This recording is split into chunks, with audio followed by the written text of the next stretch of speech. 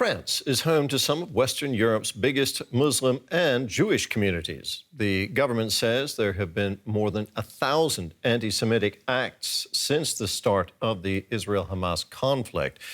But one initiative is trying to calm the tensions. These young people are learning to reassess some of their prejudices in a workshop organised by a group that includes Jews and Muslims and advocates for friendship between the communities. "We are more alike than it seems," reads the sticker on the van. As the participants are underage, we are not showing their faces. How would you define discrimination? To treat someone badly because of a supposed characteristic. What does ageism mean? To discriminate against someone because of their age. Our initiative was founded to fight against two forms of racism, antisemitism and Islamophobia. We raise awareness amongst young people in an indirect way. By speaking about discrimination to sensitize them, we make sure they don't fall into the trap of antisemitism. Rabbi Serfati set up the initiative 20 years ago.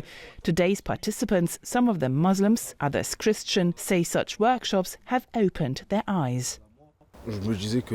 I always thought that Jewish people were keeping to themselves, also because I didn't know any Jews.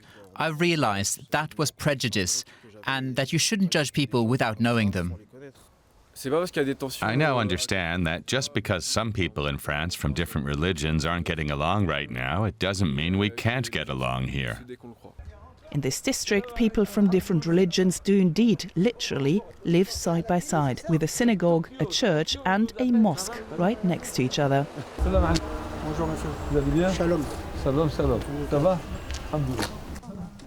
The rabbi, imam and local Christian leaders regularly organize joint events. Right after the start of the current conflict between Israel and Hamas, they gathered to mourn the dead together. Their friendship runs deep. It's only because of Rabbi Serfati's help that we could open our mosque in this street 20 years ago. He called the mayor on our behalf and said, "There is a building available here." The mayor asked him, "Are you not afraid of the Muslims?" Mr. Serfati said, "No, on the contrary, we want them to be close to us so that we can be friends, neighbors and brothers." The local Jewish, Muslim and Christian congregations have held together despite the current situation in the Middle East. But Rabbi Serfati is deeply worried about the future. We are wondering about our place in the world. The massive demonstrations in the Muslim world with people yelling, "Death to Jews, death to Israel, Israel assassin."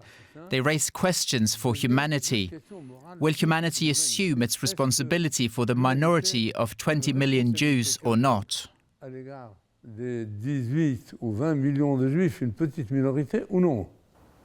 He believes his community's example of religious coexistence can show the way so that people elsewhere can learn to share common ground.